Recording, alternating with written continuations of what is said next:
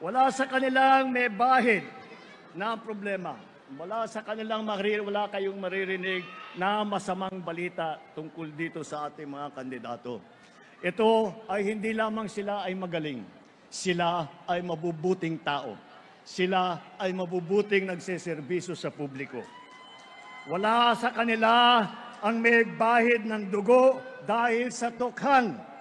Wala sa kanila ang kasabwat sa pag-aabuso na binulsa ang sako-sakong pera, pinagsamantalahan ng pandemya, binayaan na magkasakit at mamatay ang ating mga kababayan nung panahon ng COVID. Wala sa kanila ang nagsisip-sip po sa China na yung iba pumapalak pa na tuwan-tuwa na pagka binobomba po ng tubig ang ating mga Coast Guard, kapag hinaharang ang ating mangingisda at ninanakaw sa kanila ang kanilang huli. Kaya po, makikita po natin na malinis po ang record nila. Malinis po ang kanilang ginagawa, malinis po ang kanila naging trabaho. Kaya po, napakadali po ikampanya ang ating lineup. Maayong gabi, Iloilo! Maraming salamat sa inyong lahat at kayo'y nakarating upang pakinggan ang ating mga pambato na mga senador para sa darating na halalan. Yun lang po, ay kahit na lahat ng atensyon po natin ay nakaharap dito sa ating mga magigiting na senatorial, ay huwag po natin kakalimutan, may halos 18 at 200 na iba't ibang kandidato na sa lokal, mula sa governor, sa congressman, hanggang sa sangguniang bayan. At nabanggit ko po yan dahil ipagmamalaki ko na ang alyansa lamang ang samahan na kumpleto ang kandidato sa bawat pwesto na tinatakbuhan ngayong eleksyon na ito sa national hanggang sa pinakamaliit na bayan na sanggunian member. Yan po ay dahil pag tinitignan po natin ang mga ibang partido, nakakandara pa po sila. At naghahanap sila ng kandidato, hirap na hirap silang kumuha ng miyembro. At hindi nila maunawaan kung bakit ang alyansa, nakumpleto po natin yung lineup. Madali lang po ang sagot dyan. Dahil ang alyansa lamang sa lahat ng mga grupong politiko na kasama sa halalan na ito, ang alyansa lamang ay may panindigan. Hindi ito nagsasama para magtulungan lamang, para tulungan na sila ay mahalal. Sila po ay may panindigan na sila ay kapit-bisig na tutulong at gagawin ang lahat para pagandahin ang buhay ng bawat Pilipino at pagandahin ang minamahal nating Pilipinas.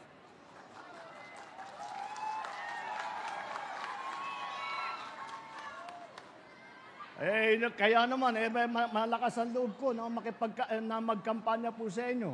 Dahil pagka naman, kinumpara naman ninyo itong ating mga kandidato, ikumpara naman ninyo dun sa mga iba, wala tayong masasabi na hindi mo masasabi na kahit isa sa kandidato sa kanila ay mas magaling sa kahit sino sa kandidato natin para sa Senado. Kung kikilatisin natin, pagkikilatisin natin ng isa't isa ang ating mga kandidato, napakatingkad po, napakaganda po, at napakatibay ang kanilang kakayahan. Sila po ang mga pambato natin at sila ay magdadala ng pagbabago. Sila ang magdadala ng kapayapaan dito sa Pilipinas. Ngayon, pinagsama-sama natin ngayon, lahat itong napakagaling na mga kandidato para sa Senado ay nakaka-impress talaga ang kanilang pinagsama-samang lakas. Dahil po, unang-una, tignan po natin ang ating mga kandidato. 8 po sa kandidato natin ay naging senador na. Nandito po, Senator Cayetano, Senator Lacson, Senator Lapid, Senator Marcos, Senator Pacquiao, Senator Revilla, Senator Soto, Senator Tolentino. Naku naman, napakaganda ng mga, pati ang mga record nila at makikita naman ninyo. Pagka unang araw pa lang na sila'y uupo, pag nanuklok sila sa Senado, unang araw pa lang, hindi na po sila mag-OJT. Alam na nila ang trabaho. Alam na nila ang gagawin nila. Alam na nila ang problema na hinaharap ng ating mga kababayan. At alam nila kung paanong gawin para bigyan ng counting tulong ang lahat ng ating kababayan. Pito naman ang galing sa mababang kapulungan sa House of Representatives na naging congressman. Nandiyan po, naging congressman po si Abi Binay. Naging congressman din po si Benhur Abalos, si Pia Cayetano, ang kapatid ko, si Aimee Marcos, congressman din yan. Manny Pacquiao, congressman din yan.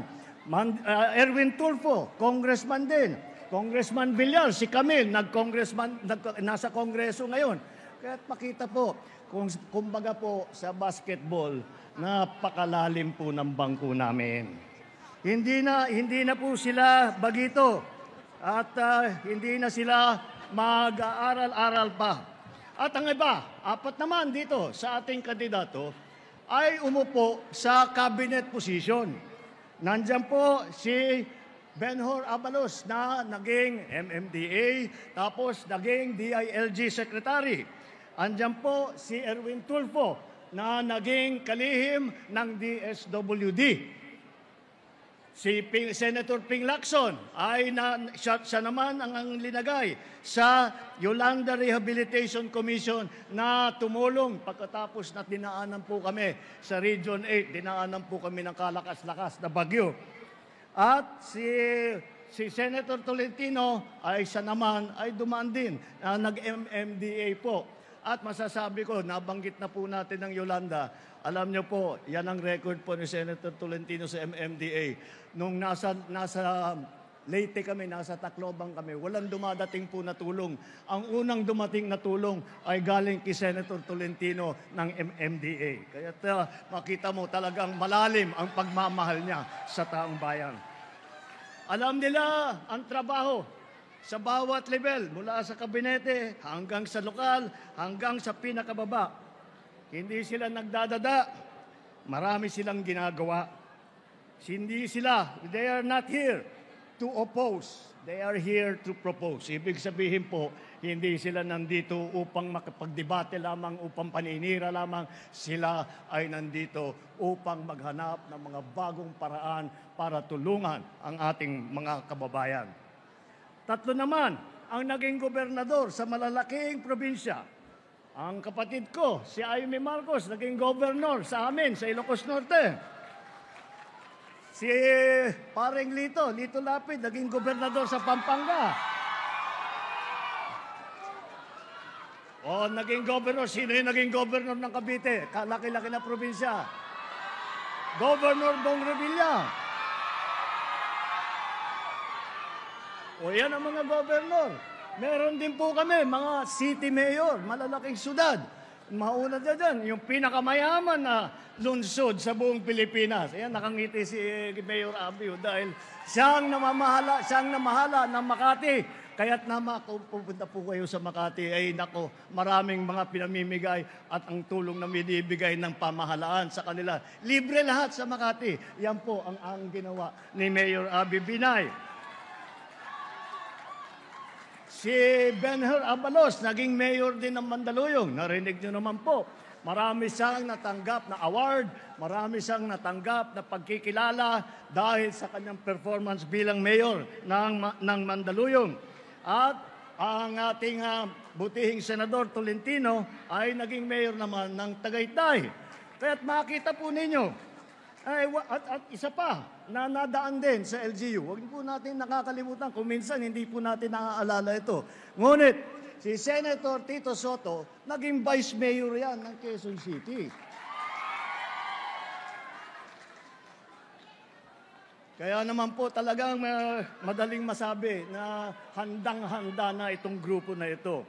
At hindi lamang, at pag-uusapan naman ang mga issue ng ating mga kababaihan, hindi po tayo may iwanan dahil apat ang babae dito sa ating lineup.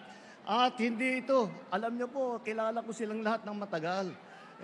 Palagay ko, itong ating mga babae na senador, palagay ko, mas matapang pa sa sundalo itong mga ito. Kaya makakatiyak po kayo, mga kababaihan, maririnig ang boses ninyo, at ipagtatanggol ang mga karapatan ninyo ng ating mga lady senators.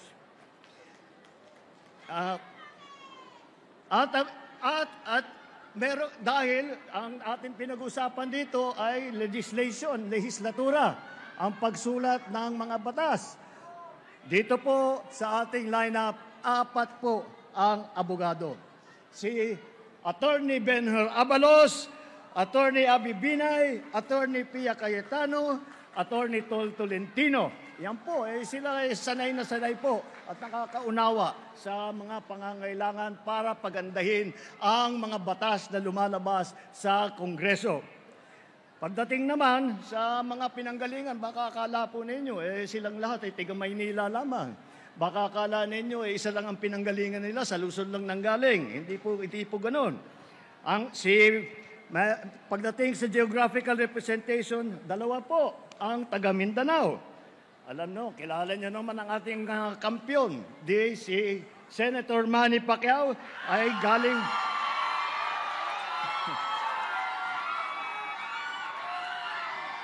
Si Senator Manny Pacquiao ay galing Bukidnon, Sarangani at saka Jensan. Si Erwin naman, lumaki sa Davao Oriental, sa Sulu. Mga probinsya kung saan nadestino ang kanyang bayaning ama. At isa pa, ang una pong Vicente Soto ay naging senador na galing naman sa Cebu.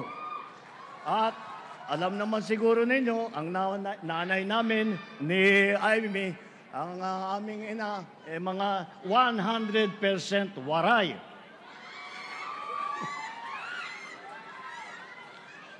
Wala sa kanilang may bahid na problema. Wala sa kanilang wala kayong maririnig na masamang balita tungkol dito sa ating mga kandidato. Ito ay hindi lamang sila ay magaling. Sila ay mabubuting tao. Sila ay mabubuting nagseserbisyo sa publiko. Wala sa kanila ang may bahid ng dugo dahil sa tukhan. Wala sa kanila ang kasabwat sa pag-aabuso na binulsa ang sako-sakong pera, pinagsamantalahan ng pandemya, binayaan na magkasakit at mamatay ang ating mga kababayan nung panahon ng COVID. Wala sa kanila ang nagsisip-sip po sa China na yung iba pumapalak pa na tuwan-tuwa na pagka binobomba po ng tubig ang ating mga Coast Guard, kapag hinaharang ang ating mangingisda at ninanakaw sa kanila ang kanilang huli. Kaya po, makikita po natin na malinis po ang record nila. Malinis po ang kanilang ginagawa, malinis po ang kanila naging trabaho. Kaya po,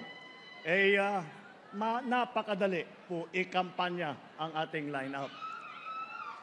Marami pong nagsasabi na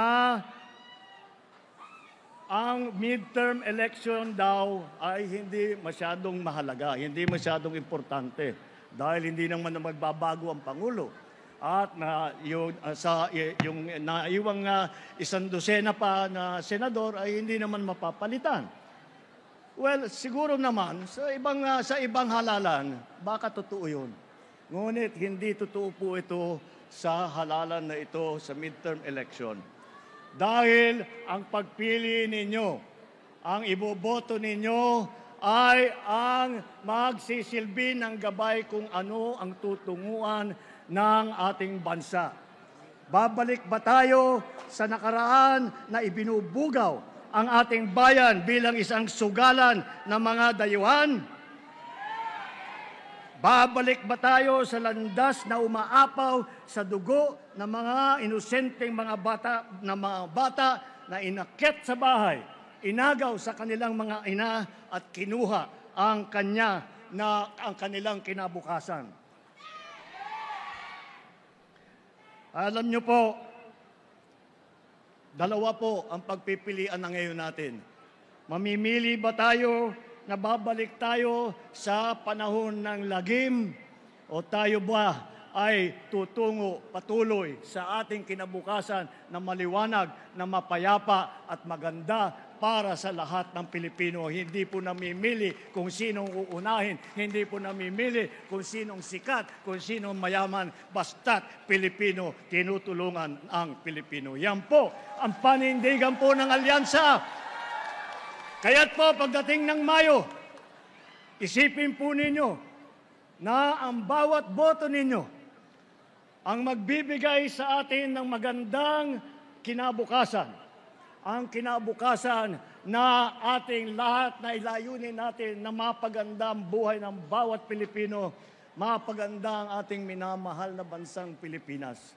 At ang pag-asa lang po natin ay ang ating mga kandidato. Kaya't mabuhay ang alyansa! Mabuhay po kayo! Maraming salamat po! Maayong gabi!